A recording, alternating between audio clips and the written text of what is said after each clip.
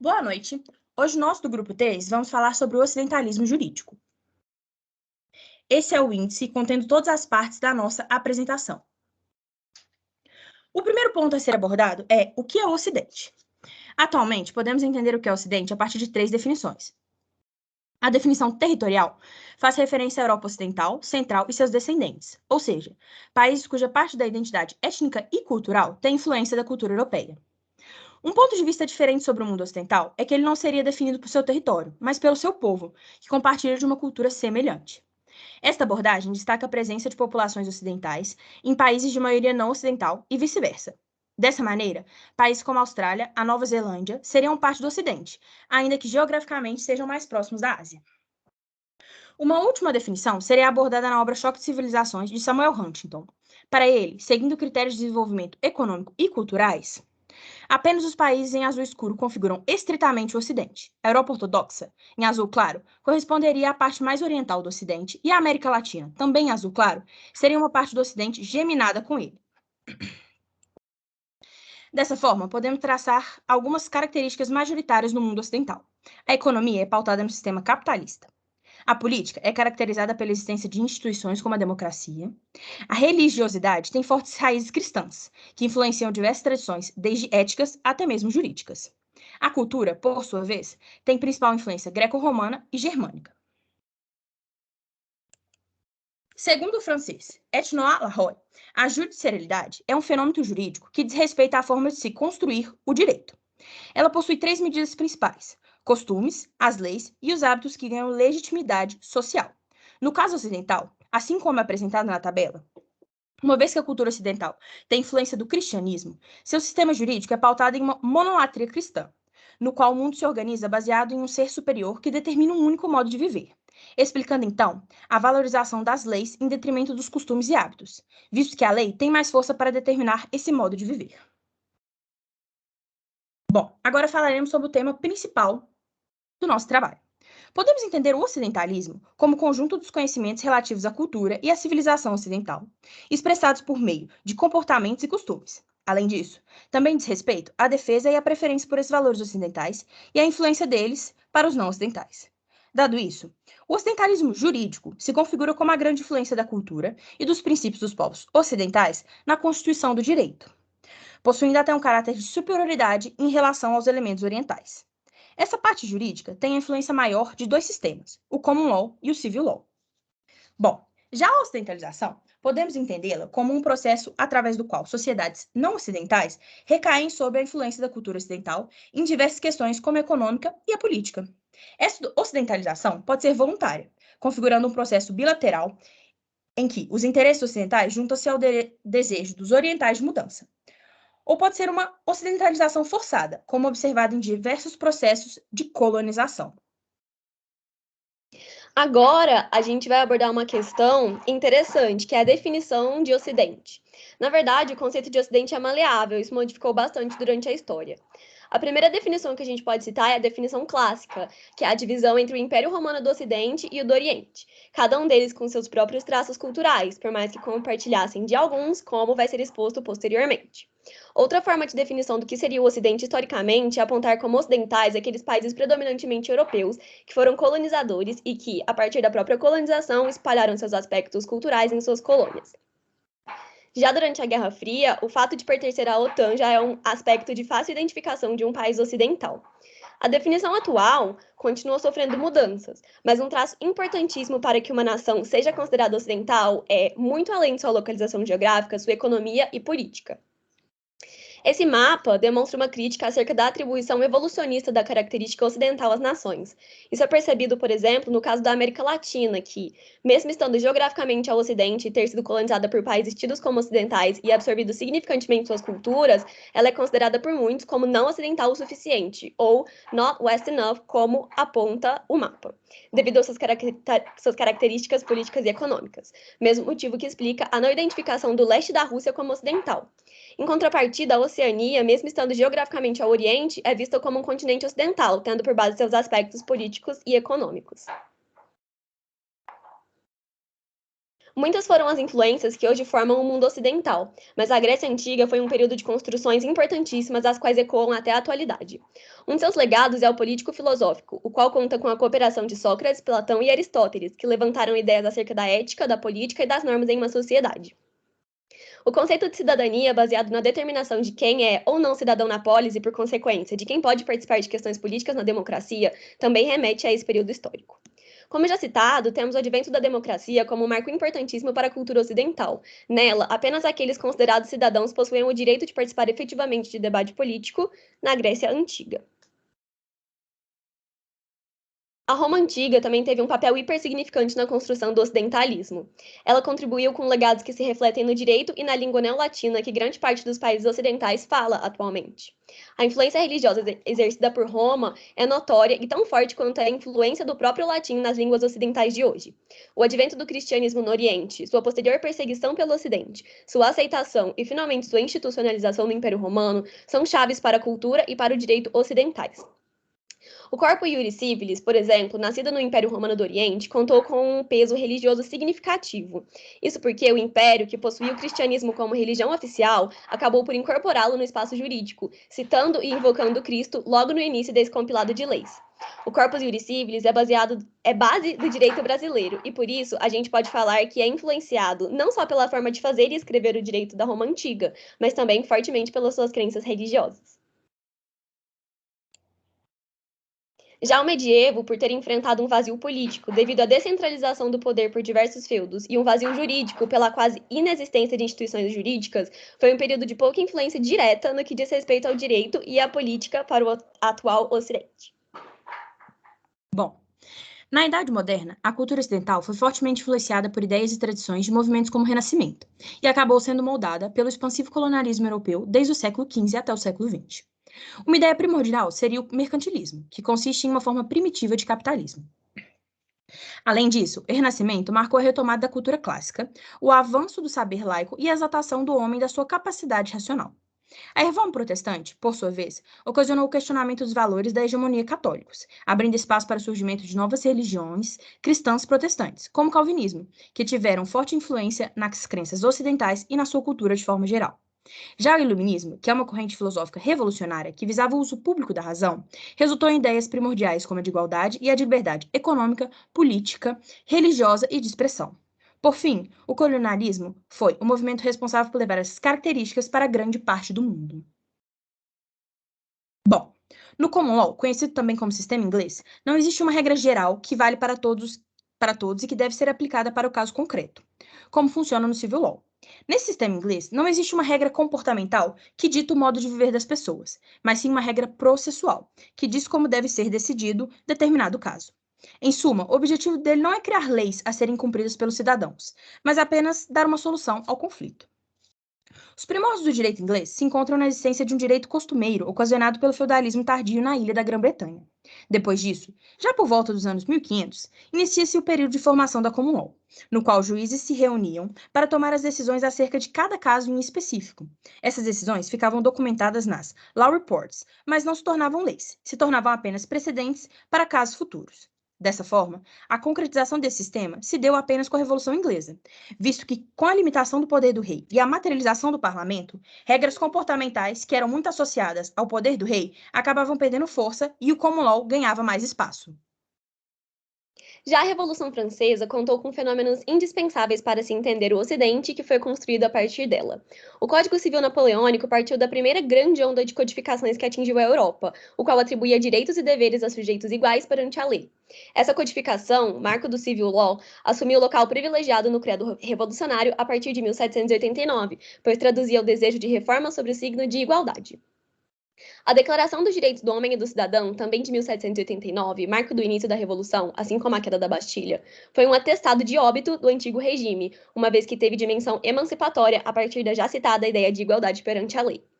É importante ressaltar que a igualdade defendida ali não era o que entendemos hoje por igualdade perante a lei. As mulheres, por exemplo, não desfrutavam de parte dos direitos que os homens possuíam, fato que se repetiu bastante na história. Além da própria França perpetuar, por exemplo, a escravidão negra nas suas colônias haitianas, que só foi ser extinta pela revolução local, que foi a Revolução do Haiti. Bom, A Guerra Fria é um marco histórico que facilita temporariamente a compreensão do que é o Oriente e o que é o Ocidente. Como já foi citado, a presença da economia capitalista, de instituições democráticas e da crença religiosa judaico-cristã são fatores diferenciadores do Ocidente e do Oriente desde essa época até a atualidade. Sendo que isso só foi possível porque os Estados Unidos venceram a Guerra Fria e puderam globalizar os seus valores. Com a globalização, percebeu-se uma disseminação massiva dos valores ocidentais evidenciados durante a Guerra Fria.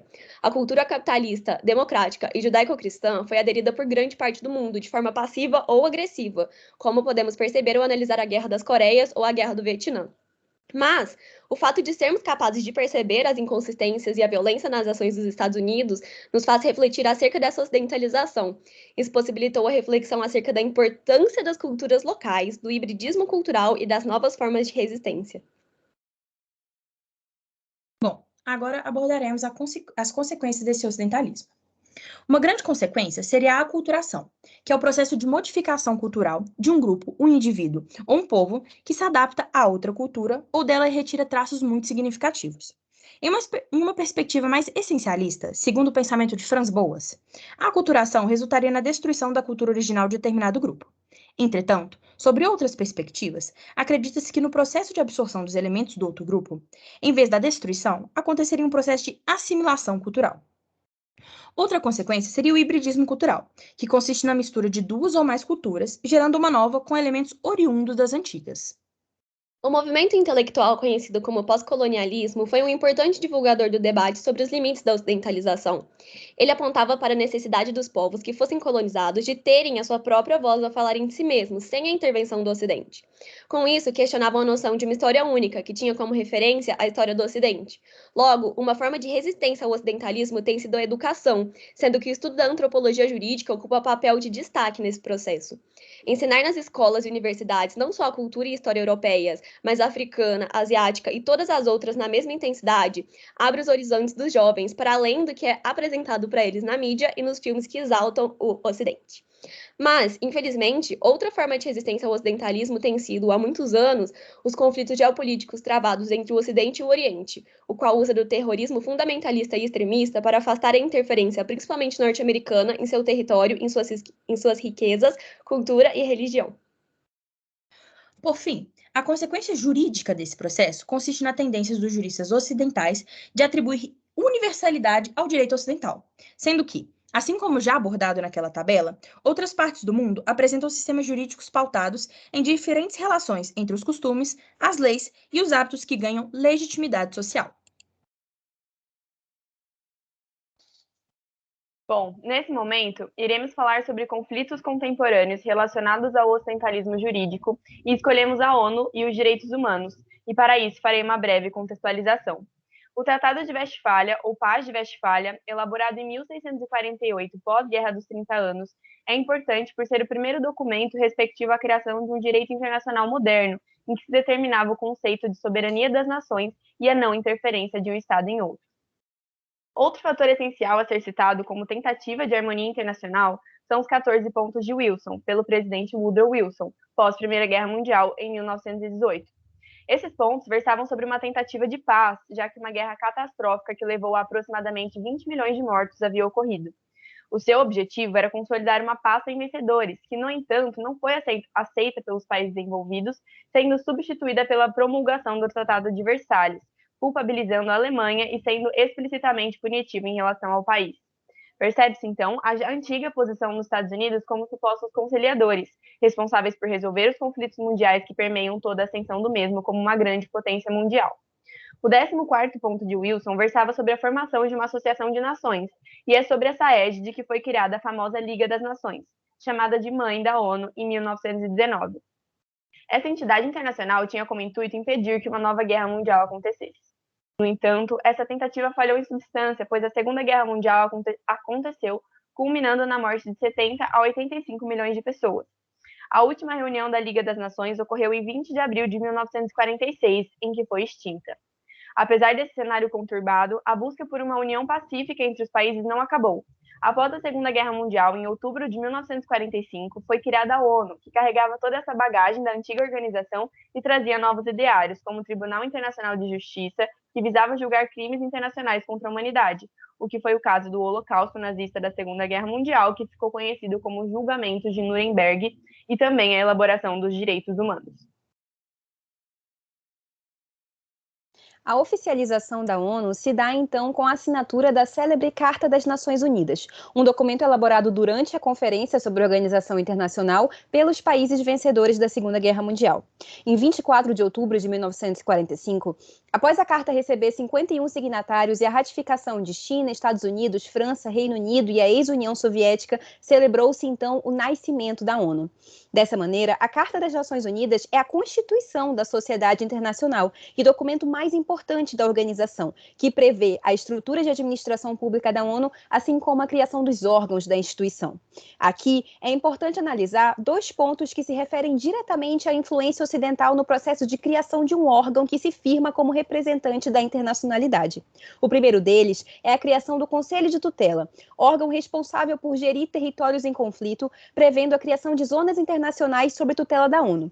Observa-se, na essência desse órgão, um atentado ao direito à autodeterminação dos povos, já que esses povos, sob tutela internacional, perderiam sua soberania e passariam a ser subordinados a decisões estrangeiras. Nenhum deles, claro, era ocidental. E interferência sem interesse é utopia. O órgão foi então extinto em 1994, após a independência de Palau. Outro ponto de discussão na Carta das Nações Unidas se refere ao Conselho de Segurança, único órgão capaz de legislar dentro da organização. Aos demais órgãos cabem recomendações. Já ao CSNU cabem decisões efetivas, como sanções, interferências em conflitos, envio de tropas, além do próprio poder executivo dentro da ONU.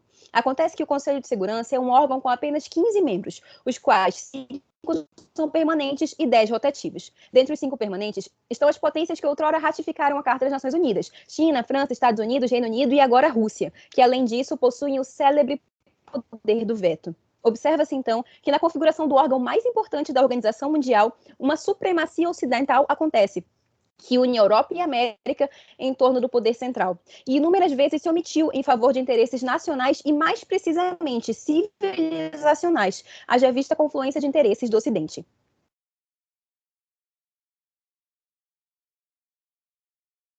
Contudo, a bandeira da ONU é, sem dúvidas, a bandeira dos direitos humanos. O Conselho dos Direitos Humanos, órgão subsidiário da Assembleia Geral, é o mais reconhecido da organização, mas não foi sempre assim. A Carta das Nações Unidas estabelece a criação de uma Comissão dos Direitos Humanos, que esteve em atuação até 2006. Acontece que a comissão era alvo de muitas críticas, em especial dos países ocidentais contra países não ocidentais que faziam parte da comissão, mas não estavam em comum acordo com a noção dos direitos humanos defendida pela ONU. A atuação da comissão ao longo dos anos, no entanto, não foi de diálogo entre esses países, e sim de pressão. Assim, em 2006, houve uma reformulação do órgão, transformando no atual Conselho dos Direitos Humanos.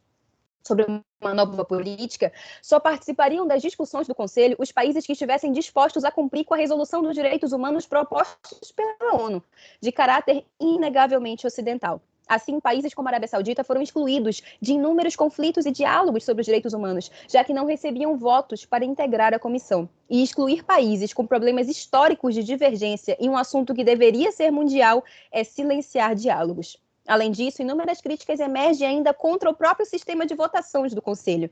Negociações às escondidas, falta de oposição a países em algumas regiões e, é claro, a supremacia da influência do Ocidente no Conselho. Na verdade, a própria noção de direitos humanos se pauta em um fator inerentemente ocidental, a concepção de dignidade humana. Preconizada por Tomás de Aquino, a dignidade humana tem forte influência cristã em sua formulação.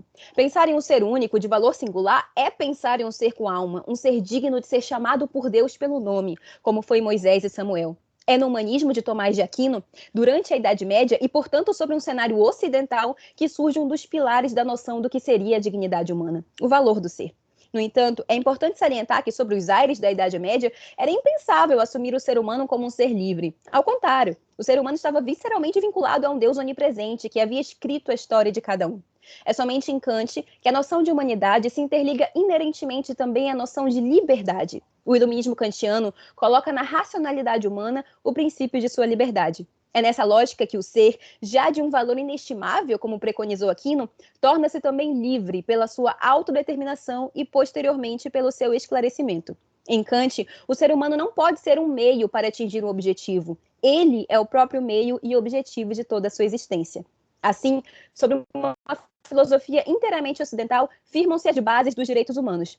E os olhos do Ocidente passam a ver no ser humano um ser de valor inestimável, inviolavelmente livre e razão de toda a sua existência, como se isso correspondesse com o pensamento do resto do mundo.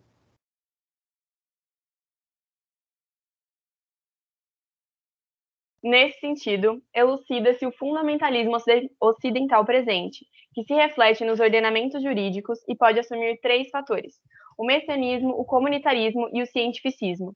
O messianismo diz respeito a estes supostamente serem responsáveis por levar a palavra verdadeira, de uma forma imposta àqueles que não a conhecem. O comunitarismo está relacionado com a transformação dos direitos humanos em um traço de superioridade do Ocidente. Logo, ao mesmo tempo que buscam enxertar esses valores no Oriente, não respeitam os deles próprios, os diminuindo em valoração, como se não fossem capazes por si mesmos de uma maneira independente, emergirem valores próximos dos ocidentais. Ou seja, há uma mutualidade de inferiorização e exigência. O cientificismo seria a interpretação dos direitos humanos reportada aos dogmas da biologia ou economia, por exemplo, em que essas ciências passariam a ser capazes de demonstrar uma unidade universal a todas as culturas no mundo, e logo a interpretação dos direitos humanos ficaria submetida aos dogmas impostos por tais. Isso pode se tornar um grande problema na medida em que diferentes desenvolvimentos econômicos e quaisquer diferenças biológicas entre os seres humanos poderiam ser responsáveis por relativizar os direitos humanos, como é o caso de Hitler com a pureza ariana. Assim sendo, há um enorme conflito entre ocidentais e orientais, considerando que os primeiros, quando adotam normas ocidentais, têm em sua maioria por fundamento ou a obrigação exigida da potência colonizadora ou a necessidade de se manter no mercado internacional através do comércio. Porém, isso é feito sem que, de fato, as normas ocidentais representem os valores daqueles países. Como reflexão do exposto, resta óbvia a permanência da lógica moderna do nós versus eles, que é bem debatida nos textos do professor José Luiz Quadros de Magalhães. Os estados modernos são, por fundamento, estados uniformizadores, já que o poder descentralizado intrínseco ao mundo medieval foi trocado pela centralização política e a figura primária do poder no príncipe. Assim sendo, já que passou a existir uma lógica homogeneizadora, os indivíduos passaram a ser guiados sobre um direito que vamos chamar de direito à diferença, que se caracteriza pelo reconhecimento de um padrão de normal, uma lógica normalizadora do Estado em que apenas tolerava-se o que estivesse fora de tal padrão. Nós e eles. Nós, os brancos europeus, eles, os indígenas, negros, chineses e assim por diante em todas as características. Analogamente hoje, na contemporaneidade, ainda se verifica essa lógica excludente de tolerância e não equidade. Não obstante grande avanço frente a ela, o que vigora nas decisões públicas que regem a maioria das sociedades ocidentais é a lógica do ganhar e perder. O foco é destruição do pensamento do outro, onde o argumento que não ganha se torna o errado, um universo sem escuta que não se abre para de fato ouvir o outro e o enxergar como igual. Uma luz no fim do túnel para essa situação crítica em que vivemos, países ocidentais e orientais, em um eterno embate, sem grandes diálogos e com grandes imposições, é romper com essas heranças modernas, esculpindo o Estado plurinacional internamente nos países ocidentais. Este Estado seria pautado na democracia consensual, que tem como princípio ganhos mútuos. Há, nas sociedades que vêm incorporando esse funcionamento e visão, como é o caso da Bolívia e do Equador, uma transfiguração na ótica do conversar, em que todos debatem para aprendizados sem hegemonias, construindo uma realidade oposta de direito à diferença, guiados pelo direito à diversidade, ou seja, sem padrão normalizador e suas transgressões toleradas, mas sim um local humano onde a diversidade é aceita com equidade, o que se encaixaria em perfeição, se enraizado, na estruturação das relações internacionais e na compreensão da problemática que é o etnocentrismo, em todas as esferas e principalmente na jurídica, que é responsável por assegurar o adimplemento das outras. De fato, quando se universaliza uma civilização, é comum que seu povo fique cego pela chamada miragem da imortalidade. Isso porque uma sociedade, em seu ápice de desenvolvimento e influência, tende a acreditar ser ela a forma definitiva de sociedade universal. Assim foi com o Império Romano, com o Império Otomano e com o Império Mongol. Mas todos estavam errados e provavelmente o Ocidente também está. Por muito tempo, o Ocidente esteve, de fato, à frente do mundo por 2 motivos em especial: pela modernização e pela industrialização. Ao longo da história, os demais países tentaram, de alguma forma, alcançar o Ocidente nesses dois aspectos, que se tornaram o esteio do imperialismo ocidental. Era fácil dominar um país com armas poderosas, ideologias e com uma indústria promissora. Acontece que hoje, as distinções mais importantes que afastam os povos não são mais econômicas, ideológicas ou políticas, são culturais. Hoje, a modernidade e a industrialização não são mais exclusivas do Ocidente. Ao contrário, as grandes potências asiáticas superam ano a ano o PIB dos países ocidentais e constroem novas cidades-luz que nunca dormem. Por outro lado, se vê que a própria população ocidental regride e envelhece, enquanto a população muçulmana está em uma explosão demográfica e em pouco tempo será a maioria no planeta, como se observa no gráfico. Por fim, observa-se o fenômeno da indigenização de preceitos ocidentais. Isso é, culturas originárias estão tomando para si a responsabilidade de reconstruir suas perspectivas. Não querem mais ser tuteladas. Dessa forma, o Ocidente se vê em regressão. De fato, o poder do Ocidente ainda é incontestável, mas a sua influência sobre o resto do mundo está em declínio.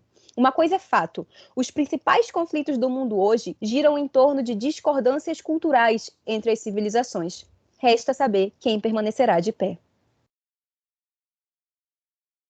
Essas são nossas referências bibliográficas. Muito obrigada pela atenção de todos.